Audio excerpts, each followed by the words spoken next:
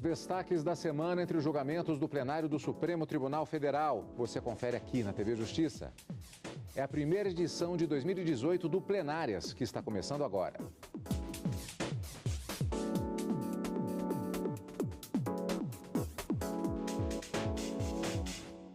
Hoje, com a sessão do dia 1º de fevereiro, a sessão de abertura dos trabalhos do ano judiciário de 2018. Na verdade, Karina, nós temos dois momentos nesta abertura dos trabalhos de 2018, na medida que tivemos uma sessão solene pela manhã, com a presença de diversas autoridades, presidente da República, presidente do Congresso e da Câmara dos Deputados, e à tarde uma sessão jurisdicional com o primeiro julgamento já com decisão no plenário do STF. Essa é a regra que emplaca no regimento interno da Suprema Corte, que essa primeira sessão seja uma sessão sem qualquer tipo de julgamentos. Como você mesmo disse, Cadu, uma sessão solene de abertura dos trabalhos do ano judiciário, mas com uma certeza. O judiciário não parou em momento algum, mas no período de janeiro e do recesso de dezembro, os trabalhos aqui na Suprema Corte acabaram ficando reduzidos, mas nunca paralisados. A ministra Carmen Lúcia, presidente, sempre presente, atendendo aos pedidos urgentes e despachando aquelas situações mais emergenciais.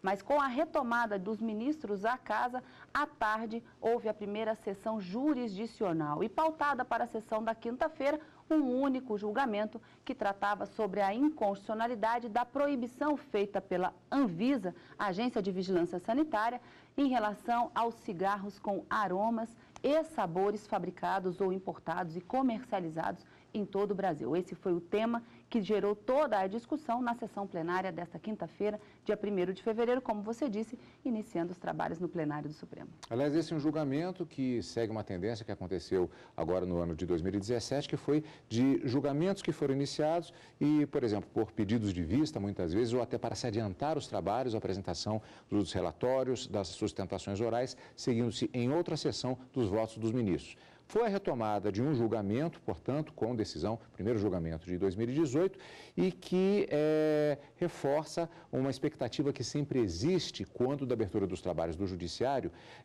na medida em que podemos perceber o que foi julgado em 2017 e as perspectivas para 2018. Nessa edição ainda, nós vamos ver quais foram esses julgamentos importantes que aconteceram e essas perspectivas para o ano que se inicia o ano judiciário. E essa abertura do ano judiciário de 2018 em sessão solene com a participação de representantes dos três poderes. Na abertura da sessão, os convidados e autoridades acompanharam a execução do hino nacional.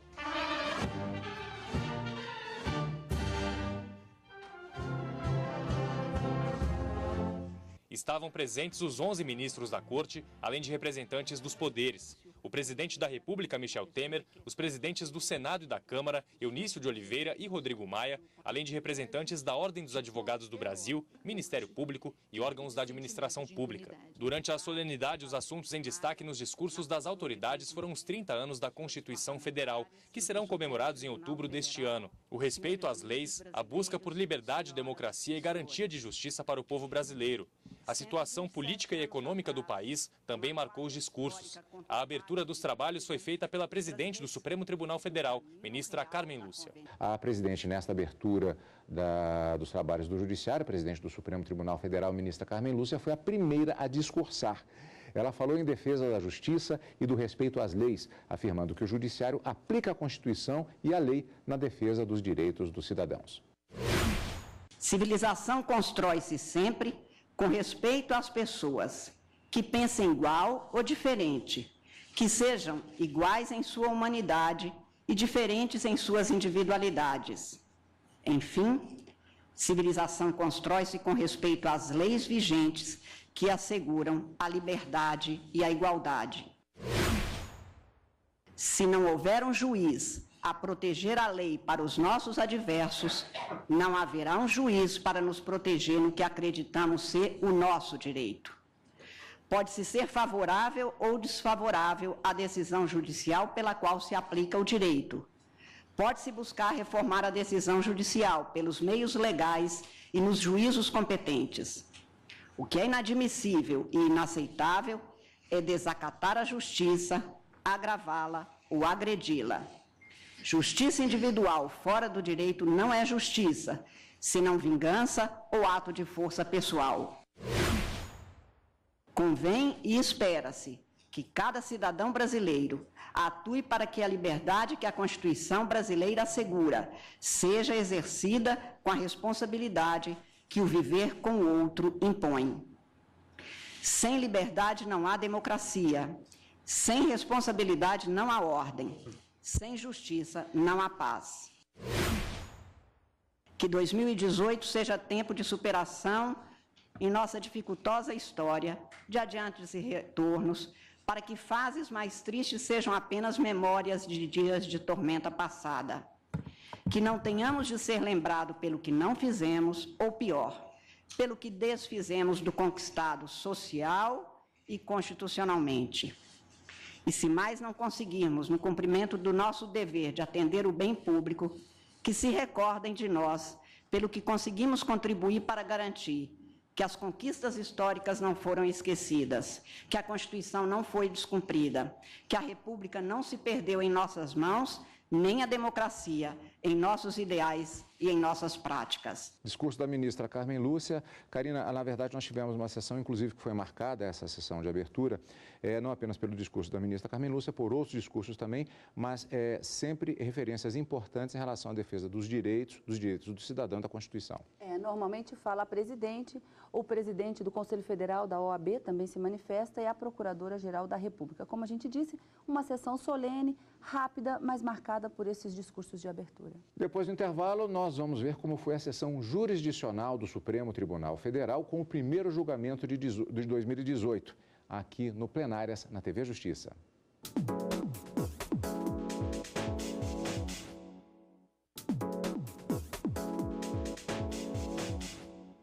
Estamos de volta com o Plenárias. No primeiro julgamento de 2018, o plenário do Supremo Tribunal Federal mantém norma da Anvisa que proíbe comercialização de cigarros com aroma e sabor no Brasil. A votação terminou empatada.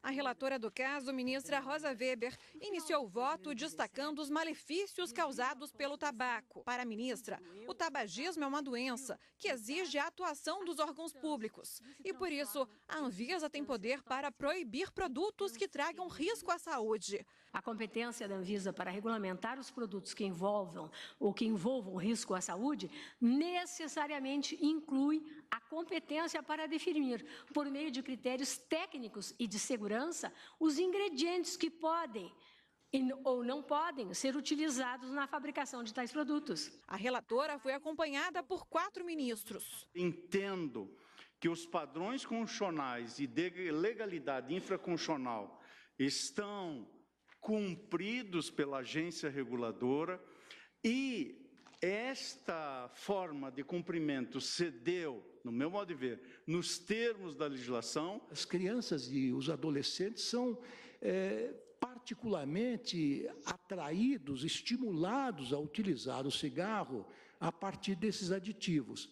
Um estudo feito nos Estados Unidos demonstra que, esse estudo relativamente recente, que é de 2014, demonstra que 73% dos estudantes da high school, que é equivalente ao ensino médio, e 53% dos alunos da middle school, que equivale ao ensino fundamental, que haviam consumido derivado de tabacos nos últimos 30 dias, utilizaram produtos com sabor. Os documentos que nos foram apresentados e produzidos no contexto deste processo, eles mostram os aspectos extremamente nocivos e muitas vezes a técnica mercadológica utilizada por essas empresas produtoras de cigarros com o objetivo de atrair determinados segmentos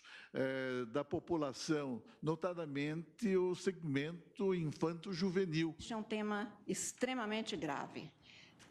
Grave no que diz respeito ao que significa o poder regulamentar, que realmente pode se estender de tal maneira que se possa até suprimir a possibilidade de uma atuação legislativa num campo específico. O ministro Alexandre de Moraes divergiu e votou pela liberação dos cigarros com aroma e sabor. Para ele, por melhor que seja a intenção da Anvisa, a edição de normas relacionadas ao cigarro cabe ao Congresso. Não houve delegação para que a Anvisa pudesse escolher uma determinada espécie de produto fumígeno derivado do tabaco, como diz a lei, escolhesse uma espécie e falasse, essa está vedada. Porque se puder fazer hoje em relação a uma espécie, pode fazer amanhã em relação a outra espécie, vai atacando as espécies, sendo que não houve, por parte do Congresso, a alteração que houve no Congresso norte-americano, autorizando a agência lá nos Estados Unidos. A divergência foi acompanhada por outros 4 ministros. Ausente na raça do ato normativo, os riscos iminentes à saúde, a proibição de ingredientes da verdade, constitui supressão indevida da liberdade de empresa e de concorrência dos fabricantes, até porque cria uma certa homogeneidade dos cigarros. E ela traz essa adição para se distinguir de outras empresas, o que, digamos assim, está encartado dentro do princípio maior de livre iniciativa.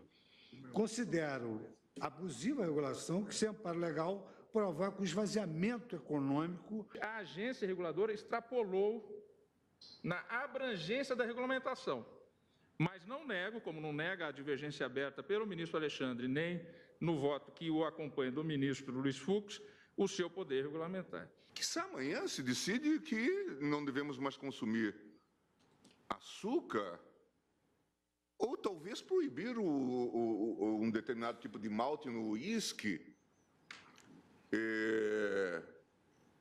E ninguém tem dúvida que aí talvez o contrabando suba de nível, não é? Quer dizer, deixa eu fazer uma viagem por aí e já trazer mais algumas garrafas, não é?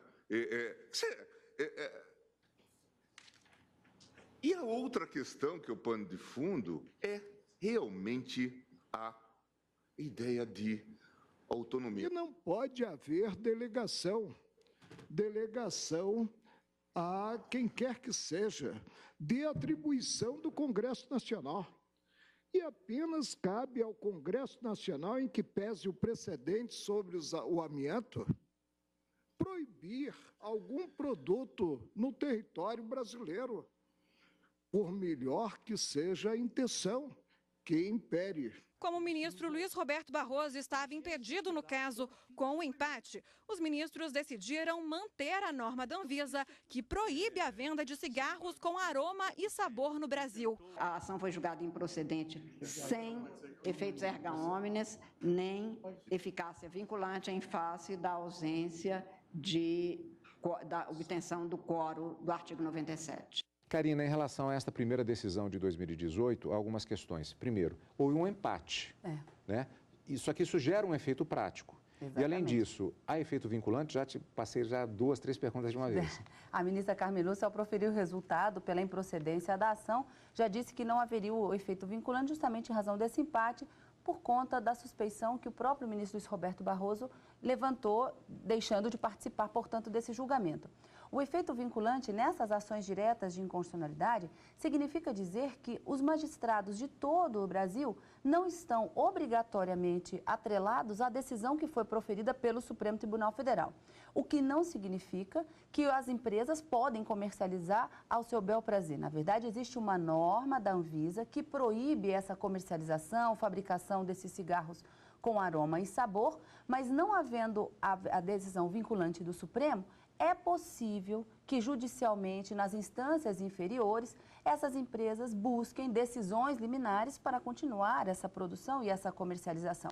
É nesse sentido que a decisão não seria vinculante do Supremo Tribunal Federal, o que não impede também que essa discussão venha em um outro momento até a Suprema Corte. Mas a base é essa, para que se dê eficácia vinculante a uma decisão e uma ação direta de inconstitucionalidade, é preciso que, no mínimo, 6 votos sejam proferidos no mesmo sentido pela inconstitucionalidade da norma aqui no Supremo Tribunal Federal. E esse quórum não foi alcançado justamente em razão da suspeição levantada pelo ministro Luiz Roberto Barroso. Então, diante do empate, improcedente a ação proposta pela Confederação Nacional da Indústria, que pretendia afastar do ordenamento jurídico a proibição na resolução da Anvisa. Mantida a resolução da Anvisa, embora mantida essa resolução da Anvisa, porque não se declarou essa inconstitucionalidade por falta de quórum, há a possibilidade, então, de uma discussão nas instâncias inferiores. Portanto, primeira decisão deste ano de 2018, que sempre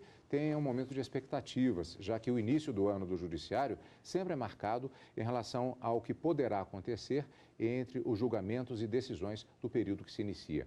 E muito dessa expectativa tem como base os eventos do ano recém-terminado. E o ano passado foi marcado por grandes julgamentos ocorridos no Supremo Tribunal Federal. Foram analisados 123 mil casos e o acervo foi reduzido para 45 mil processos.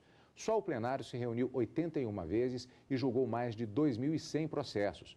Muitas decisões vão repercutir em 2018. O ano de 2017 foi marcado por decisões importantes tomadas pelo colegiado do STF. Depois de 4 sessões, os ministros decidiram que cabe ao ministro relator homologar os acordos de colaboração premiada. Além disso, os benefícios concedidos aos delatores poderão ser revistos pelo plenário no fim do processo, caso o acordo não seja cumprido. Se o Estado, pelo seu órgão de acusação, firma um acordo de colaboração premiada, que ele, Estado, valorou ser do seu interesse, e depois não cumpre o que ajustou, é uma deslealdade por parte do Estado e é a desmoralização total do Instituto da Colaboração premiada. Nesta corte, então, a última palavra será sempre a do colegiado e o julgamento de mérito, de toda forma, será levado a efeito invariavelmente pelo colegiado de juízes do Supremo Tribunal Federal ao apreciar os termos e a eficácia do acordo de colaboração. Outro momento importante foi que, pela primeira vez, a tribuna do Supremo recebeu uma advogada transexual. Ela defendeu a mudança de gênero no registro civil, mesmo sem a realização de cirurgia de mudança de sexo. O julgamento foi suspenso por um pedido de vista. 5 ministros já votaram para permitir a alteração. Em decisão histórica, o Supremo determinou em 2017 que o Superior Tribunal Militar libere o acesso a arquivos secretos da ditadura. Todo povo tem direito de conhecer toda a verdade de sua história. Todo cidadão tem o direito de saber que o Estado, por ele formado, faz, como faz, por que faz e para que faz. Todo povo tem o direito de saber, mesmo nos seus piores momentos, para lembrar para não esquecer e não esquecer para não repetir erros que custaram vidas e que marcam os que foram sacrificados por pais torturados, irmãos desaparecidos. O plenário também definiu que não é preciso o aval das assembleias legislativas para processar governadores. No ano passado, os ministros baniram o uso do amianto do país. Nem o Congresso, nem os estados podem editar leis para a volta do produto, muito usado na fabricação de telhas e caixas d'água.